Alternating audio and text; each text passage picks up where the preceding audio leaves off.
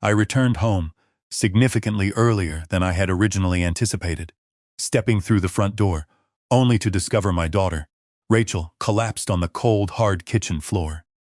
She was sobbing hysterically, gasping for air with such violent intensity that she physically couldn't catch her breath. Her entire body was trembling, shaking like a fragile leaf caught in a brutal, unforgiving hurricane. But that heartbreaking sight, as devastating as it was, wasn't the thing that made the blood in my veins run ice cold. It wasn't the thing that instantly triggered my deeply ingrained combat instincts. The exact thing that caused me to freeze dead in my tracks, standing perfectly still in the threshold of my own home, was the sickening, infuriating sight of her arrogant parents-in-law. They were sitting comfortably in my living room, sprawling across my expensive leather sofa, acting with the casual, entitled ease of people who genuinely believed they were the rightful, undisputed masters of the property. Thick, heavy stacks of manila folders and legally bound documents were scattered haphazardly all across my antique mahogany coffee table. There were dense legal briefs, complex bank authorization forms, and detailed real estate property records spread out everywhere. And resting arrogantly at the very top of that massive, terrifying pile of paperwork was a freshly printed copy of the official deed to my house. The exact same house that I had paid for with 12 long, agonizing years of bleeding on foreign battlefields. The house I had secured through countless missed holidays, thousands of sleepless, terrifying nights, and an untold number of brutal, bloody sacrifices that I didn't even have the emotional capacity to count anymore. Rachel, my beautiful, brilliant daughter, looked absolutely terrified, her eyes wide with a deeply ingrained, paralyzing fear. Her mother-in-law, Linda, was sitting there with a sickeningly sweet, perfectly practiced, venomous smile plastered across her meticulously made-up face. Her father-in-law, Victor, was aggressively clutching a heavy gold fountain pen in his right hand, his knuckles practically turning white from the tight grip. And when I stepped fully into the room, my boots thudding heavily against the hardwood floor, and demanded in a low, dangerous voice to know what the hell they were doing in my house, that arrogant, entitled man didn't even flinch. He slowly raised his head, looked me dead in the eyes with a gaze full of absolute, unwavering contempt, and scoffed dismissively. "This is a highly sensitive, internal family business matter," Victor sneered, his voice dripping with condescension. "It has absolutely nothing to do with you, Grandpa. So why don't you just mind your own business?" I didn't yell. I didn't scream. I simply reached behind me and quietly, deliberately clicked the heavy front door shut. Because in that exact crystal-clear moment, I realized something incredibly, darkly hilarious. These arrogant, pathetic people had absolutely no earthly idea whose territory they had just foolishly invaded. They hadn't the slightest, microscopic clue about the sheer magnitude of the monster they had just carelessly woken up. And I swore to myself right then and there, before the sun finally set on this day, they were going to deeply, profoundly regret the very day they were born into this world. Where are you watching from? If you are tuning into this story today, please drop a comment down below and let me know exactly where you're listening from. While this specific narrative is fictionalized to protect the identities of those involved, the brutal, unyielding lesson about the heavy price of uncontrollable greed and the catastrophic consequences of testing the wrong man are as real as the dirt beneath your boots. My name is David Carter. I am currently 62 years old, contrary to what my faded, oil-stained flannel shirts, my rough, calloused hands, and the rusted-out, beat-up old Ford pickup truck I drive might suggest. I am absolutely not just some tired, washed-up old military veteran desperately clinging to a meager government pension. I am not the helpless, uneducated old fool they assumed I was. For 3 long, brutal decades, I proudly served as a highly decorated tactical operations commander for the United States military's most elite, classified special forces units. Since my official, highly decorated retirement from active duty, I haven't spent my days playing golf. Instead, I currently own and operate a highly covert, incredibly lucrative private intelligence network. My specialized firm conducts advanced, high-level tactical risk assessments, digital penetration testing, and threat neutralization protocols for some of the most powerful, multi-billion-dollar defense contractors on the planet, ideal in secrets, security, and survival. But to Victor and Linda Graves too, incredibly arrogant individuals who proudly fashion themselves as the untouchable, elite upper crust of the local business society. I was nothing more than a crude, poor, insignificant old handyman who wasn't even worth a second glance. My daughter, Rachel, had quietly moved back into my home about 6 months ago. Officially, on paper, she told everyone that she simply needed a quiet, peaceful space to care for my newborn grandson, little Noah, and that she was taking a temporary, healthy break from her husband to properly evaluate the trajectory of their marriage. But looking past the polite excuses and the brave, practiced smiles, the raw, undeniable truth was painfully obvious to me. My daughter was completely, utterly exhausted. She was emotionally drained, hollowed out by 1,000 tiny, invisible cuts. Rachel's husband, Daniel, wasn't an inherently evil man. And honestly, that was the most tragic part of the entire situation. He wasn't physically abusive, he wasn't intentionally cruel, and he had never been unfaithful to her. He was simply an incredibly weak, pathetically cowardly boy who was completely incapable of standing up and protecting his own wife from the suffocating, toxic grasp of his domineering parents. And his parents, Victor and Linda Graves, were not just your standard, run-of-the-mill controlling in-laws. They were highly sophisticated, deeply predatory manipulators. They were the exact kind of sociopathic narcissists who viewed every single act of human kindness as a weakness to be exploited, and saw every moment of patience as an open invitation to aggressively trample over your boundaries. The very first time I had ever formally met Victor, at the lavish, over-the-top wedding reception they had insisted on throwing, he had cornered me near the open bar.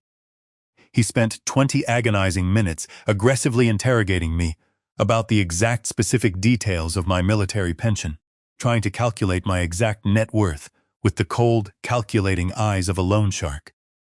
The second time I had the distinct displeasure of crossing paths with Linda. She had spent the entire afternoon stealthily trying to pry information out of me, desperately attempting to estimate the exact current market value of my property. I should have paid much, much closer attention to those massive, glaring red flags right from the start. That specific afternoon, I had wrapped up a highly complex, exhausting tactical consulting session out in the distant suburbs, much earlier than scheduled. As my heavy tires crunched against the familiar gravel of my long driveway, my highly trained eyes immediately locked onto the sleek, outrageously expensive, black luxury sedan parked aggressively, right up against the curb of my property. I heard the distinct, agonizing sounds of my daughter, crying even before I had the chance to slide my key into the heavy brass lock of the front door. It wasn't the loud, dramatic wailing of someone throwing a tantrum. It was the deeply suffocating, choked, desperate sobbing of a human being who had been forced to aggressively swallow their pain and endure intense psychological torture for hours on end. I shoved the heavy wooden door open, stepping into the hallway, and immediately saw Rachel. She was curled up into a tight, defensive ball on the cold ceramic tiles of the kitchen floor. Her expensive mascara was completely ruined, running down her pale cheeks in thick, dark, messy streaks. Both of her hands were trembling so violently, it looked as if she were suffering from severe hypothermia. Thankfully, my beautiful grandson, little Noah, was fast asleep in his crib in the upstairs nursery, completely, blissfully unaware of the dark psychological hurricane that was violently tearing through the lower level of the house.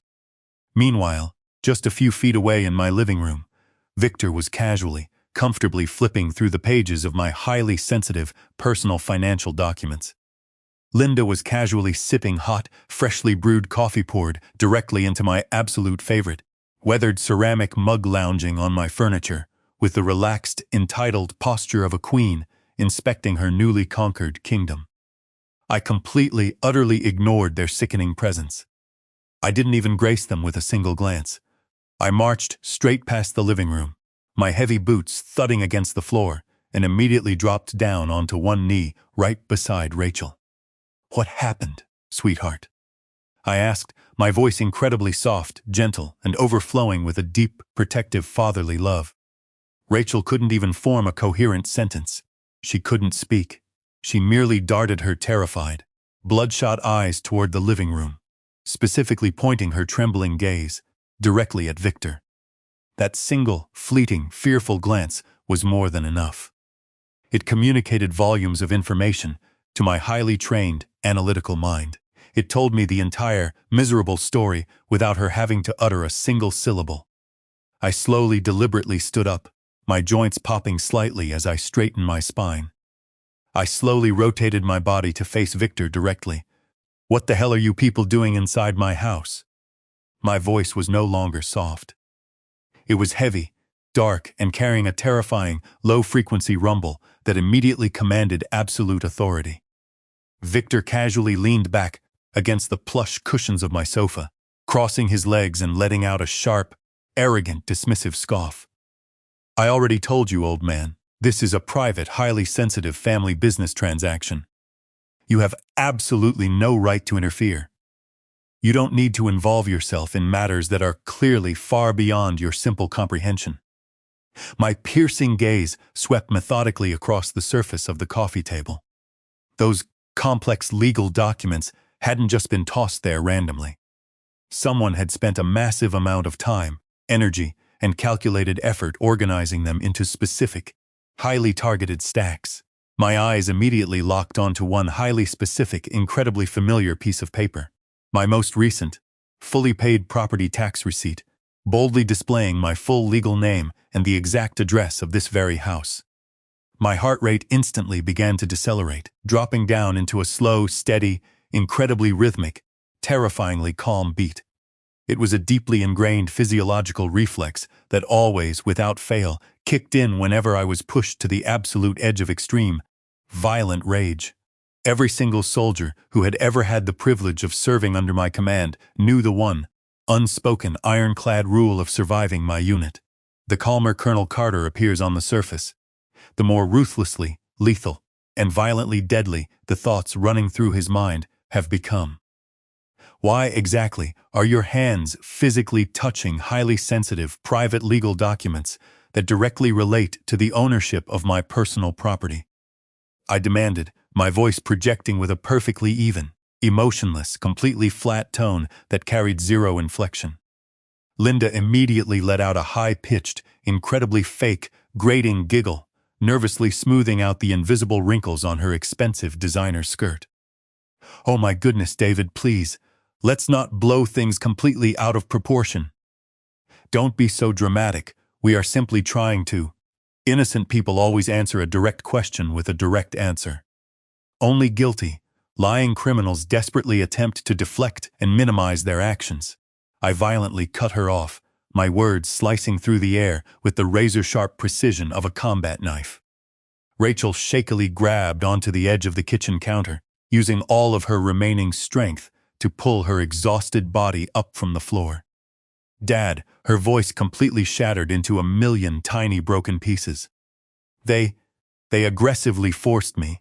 They were trying to make me sign a piece of paper."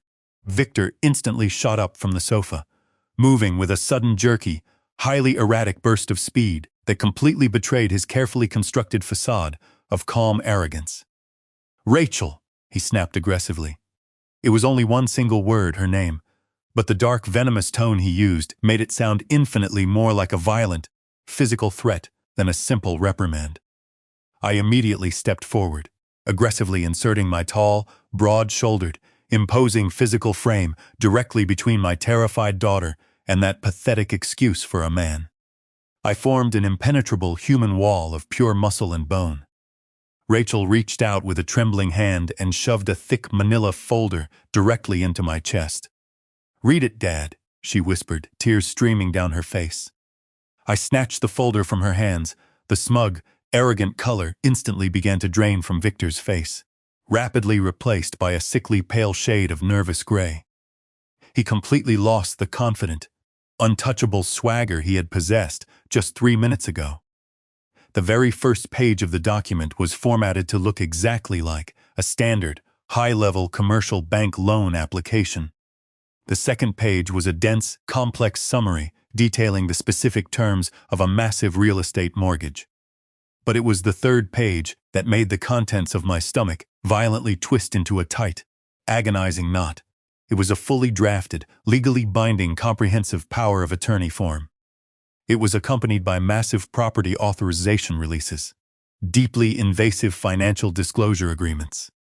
And then I saw it, my full legal name, my private home address, and the specific details of my personal financial assets, repeatedly printed, over and over again, across dozens of pages of highly complex, predatory legal jargon. I didn't say a word. I didn't scream. I maintained my terrifying icy composure.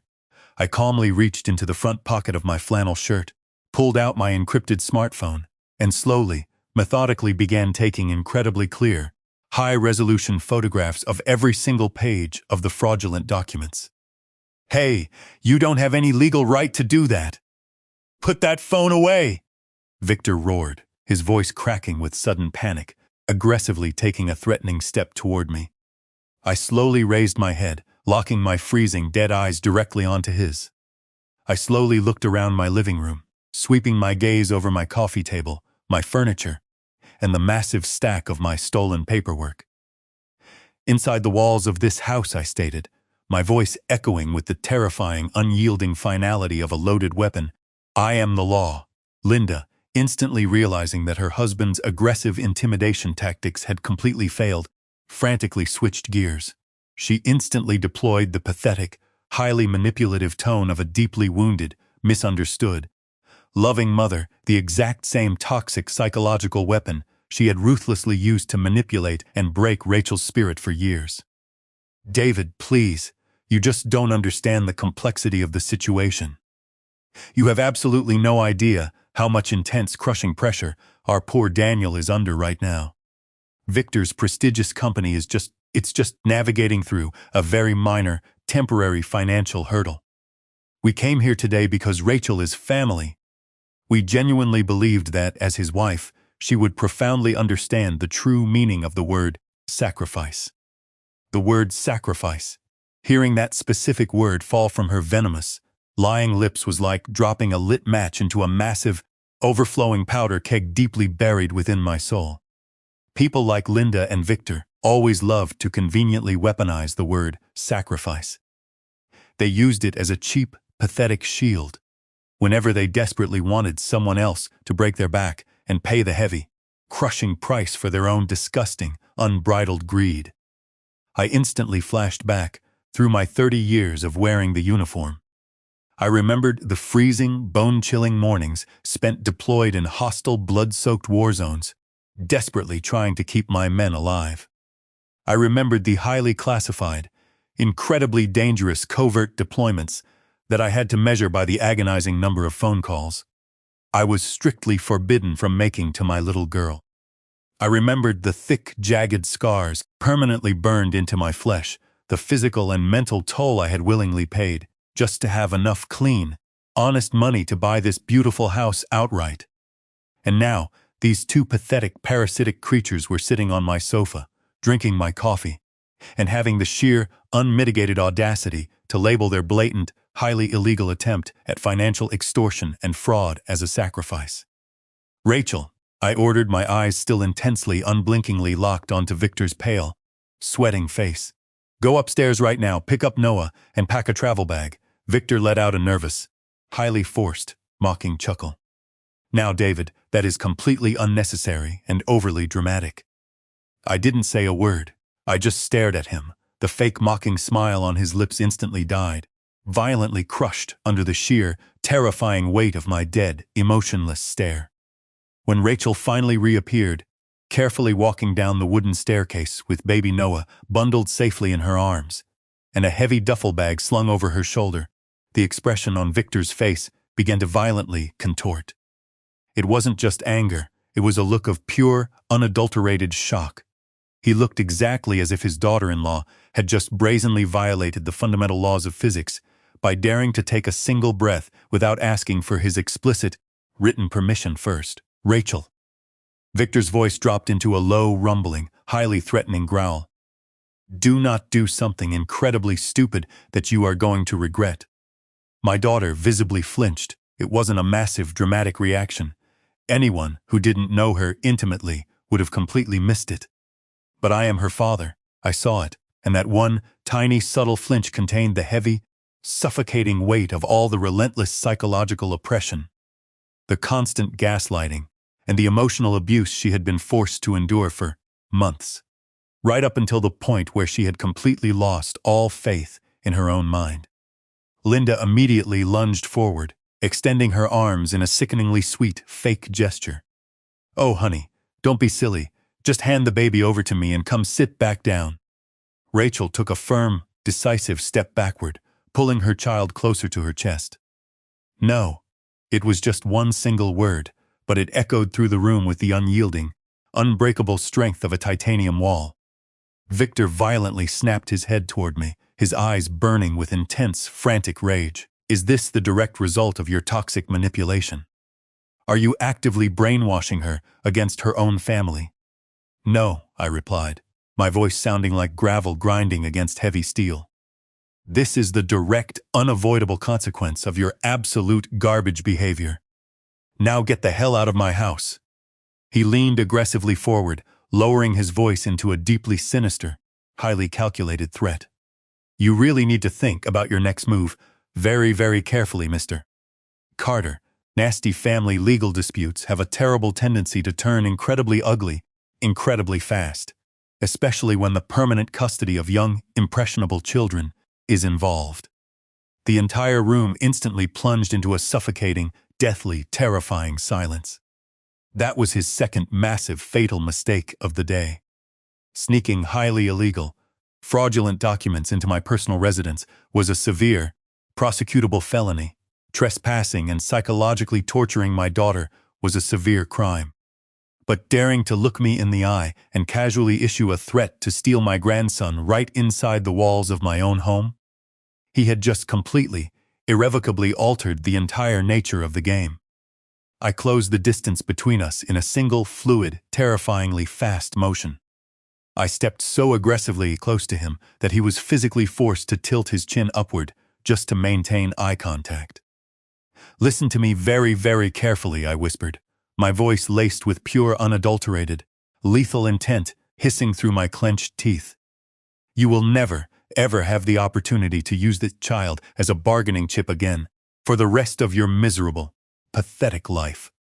They practically ran out of the front door less than 5 minutes later.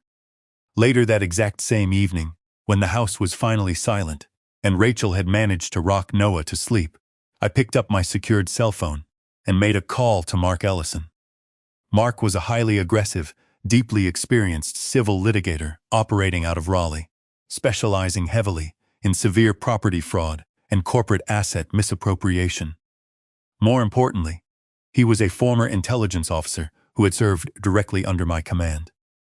During our deployments in the Middle East, he was a man who understood the value of absolute loyalty, and when I securely transmitted the high-resolution photographs of the documents I had taken earlier using a military-grade encrypted server, he didn't waste time asking unnecessary questions.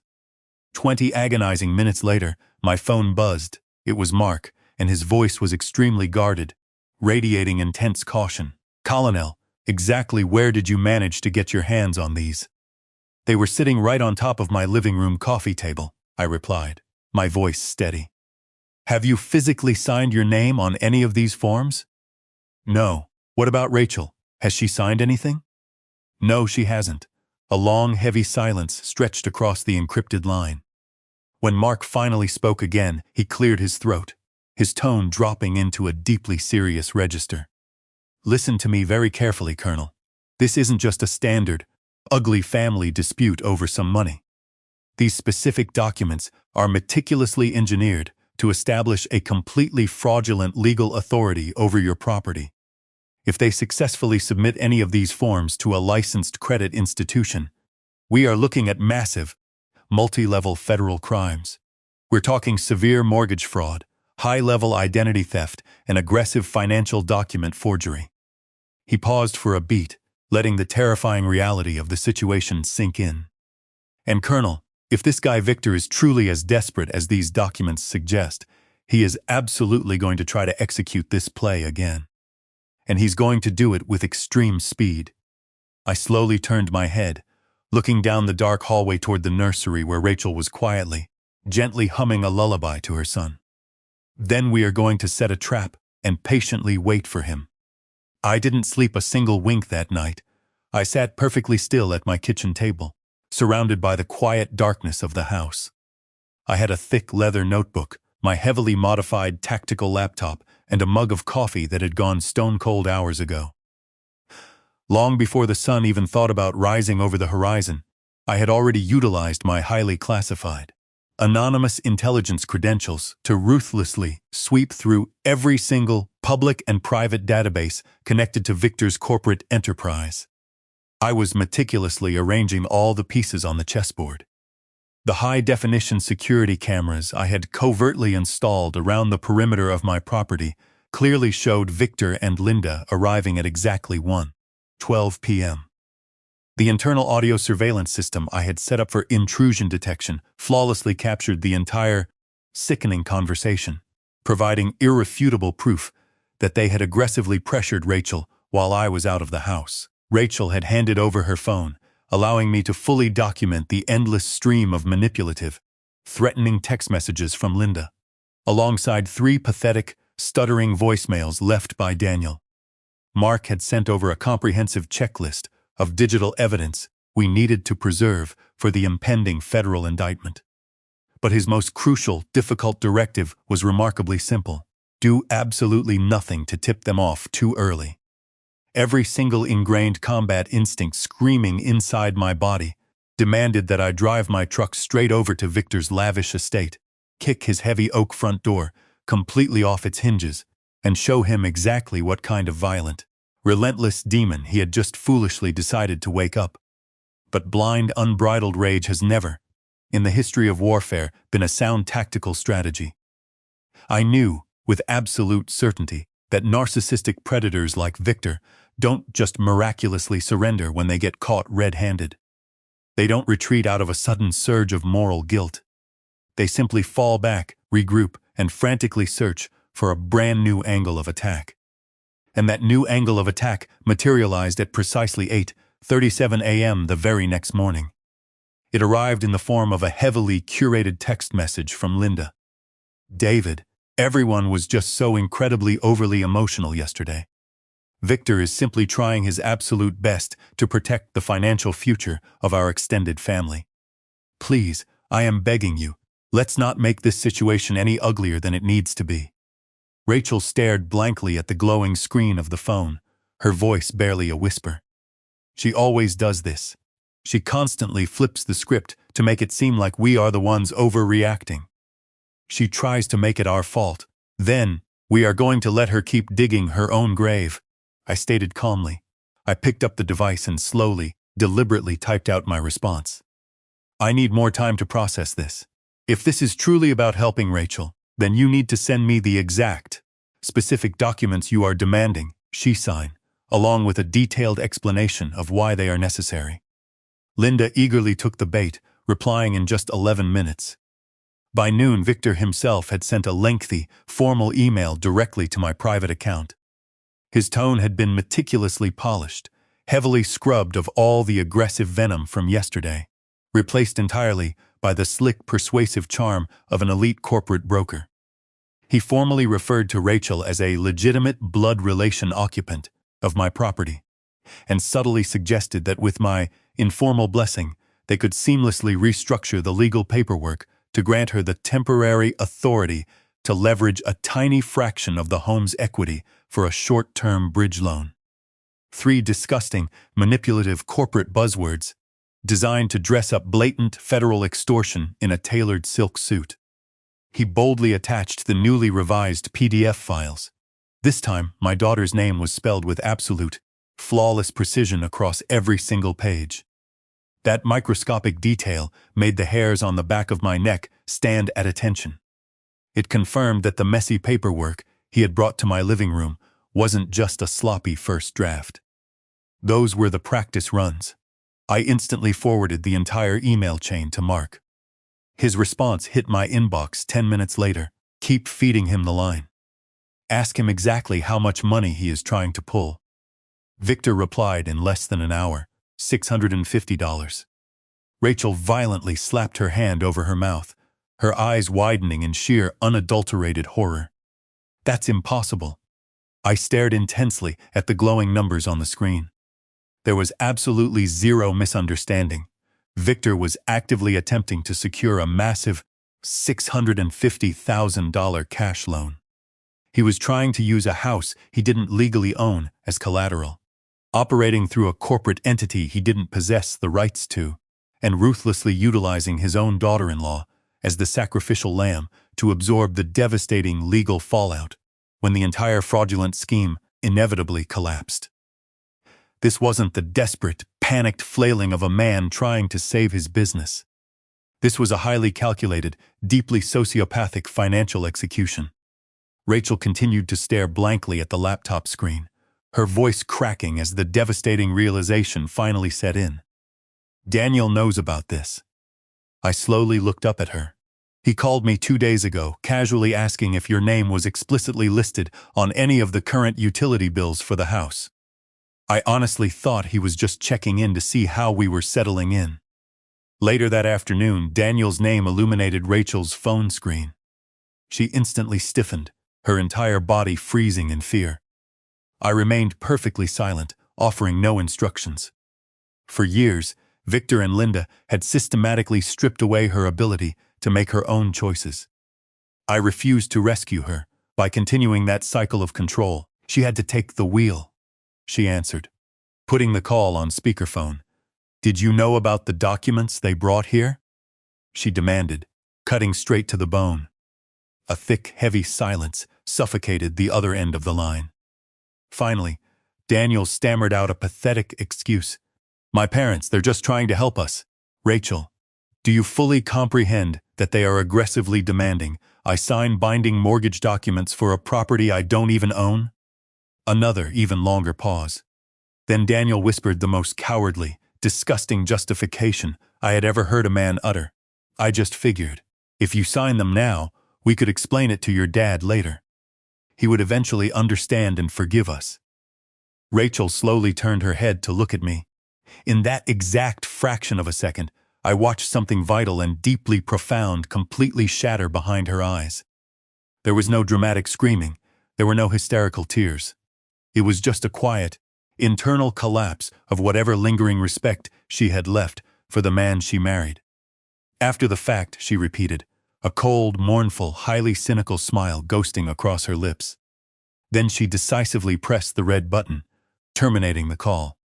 That night, Mark called me back with a massive, explosive update. Early that morning, Victor had aggressively submitted a preliminary loan application package directly to a major regional bank.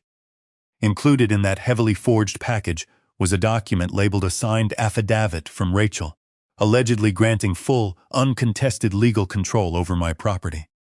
Rachel hadn't signed a single damn thing, but someone had boldly, illegally forged her signature and filed the paperwork. And infinitely worse, Daniel's name was proudly printed right next to it, officially acting as the legal witness to the forgery.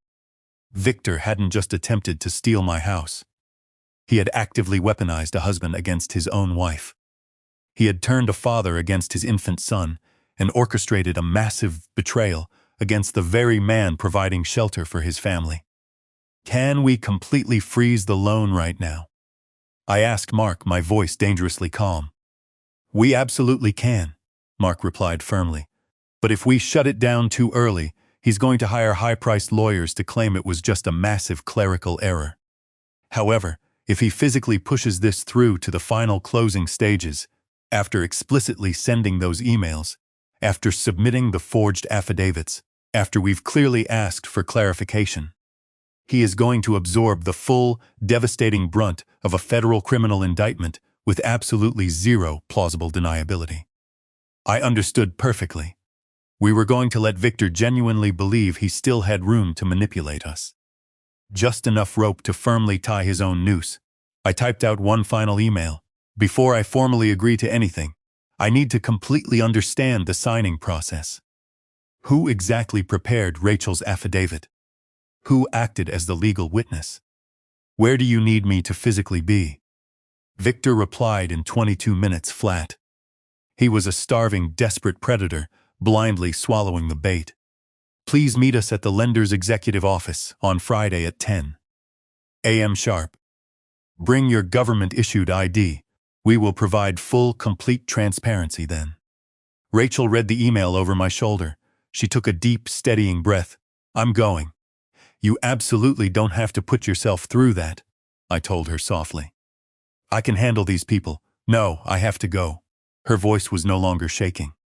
Not this time.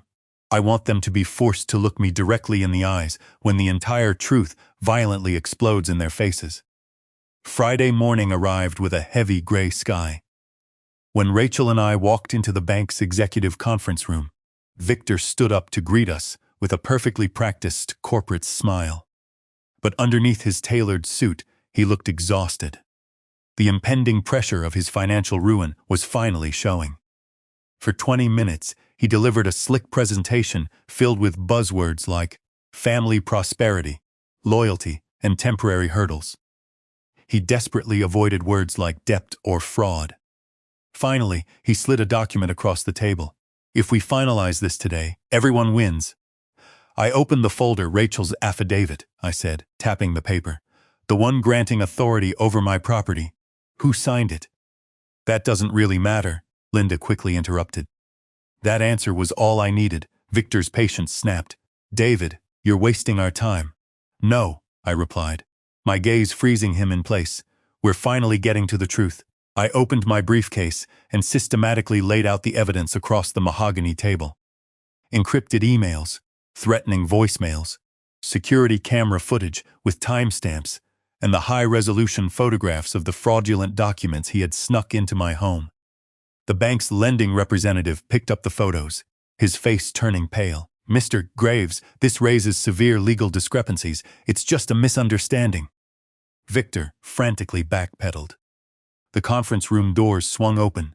Mark Ellison walked in, flanked by a federal financial fraud investigator and an economic crimes detective. Victor jumped out of his chair. What is this? The investigator opened his file. Mr. Graves, we have substantial evidence of forged affidavits, falsified power of attorney, and fraudulent loan applications. Daniel collapsed into his hands. Linda began to sob in genuine terror. Victor looked at me, completely shattered. He finally realized that the old man he had dismissed had spent a week engineering his absolute destruction. David, please, we can handle this as a family. No, I said coldly. We cannot. Rachel finally spoke up. You could have asked for help, Victor. Instead, you chose to rob the people who trusted you. As we left, the detective handed Victor a card. Don't leave town. For the first time, Victor Graves looked completely powerless, helpless against the consequences of his own greed. The investigation tore through his life. Multiple banks audited his files, revealing that his company had been drowning in debt for years. He hadn't been trying to save a healthy business. He was delaying an inevitable collapse. By autumn, his company filed for bankruptcy, his reputation reduced to ashes. Daniel called me one afternoon. The police raided my dad's office, he whispered, sounding hollow. I didn't know it was this bad. I know I don't deserve her forgiveness. I just miss my son. Stop worrying about what you deserve, I replied sharply. Start worrying about what your son deserves. Rachel filed for a legal separation. Daniel didn't fight it. And to his minimal credit, he slowly began making an effort to be a real father to Noah. It was messy, but it was a start.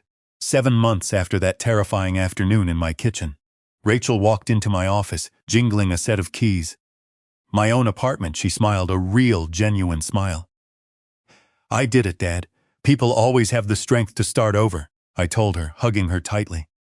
They just rarely realize it. A month later, she invited me over for dinner. The apartment was modest, smelling of roasted chicken. No babbled happily in his high chair. Rachel looked at me across the table. If you hadn't come home early that day, I might have actually signed those papers, but you didn't, I said. But I was so close. The word close holds no value here, I reassured her. She smiled, the kind of deeply relieved smile that only comes after surviving a storm. Driving home that night, I looked at my house. It was the same building, but it felt different. It felt sacred. A house isn't valuable because of its price tag. It's valuable because of the people it shelters. Victor tried to steal a piece of paper, failing to realize he was attacking a family that stood shoulder to shoulder. Never let greed blind you to family, and never mistake quietness for cowardice. Thank you for listening. If this story resonated with you, please leave a like and subscribe for more. I'll see you in the next one.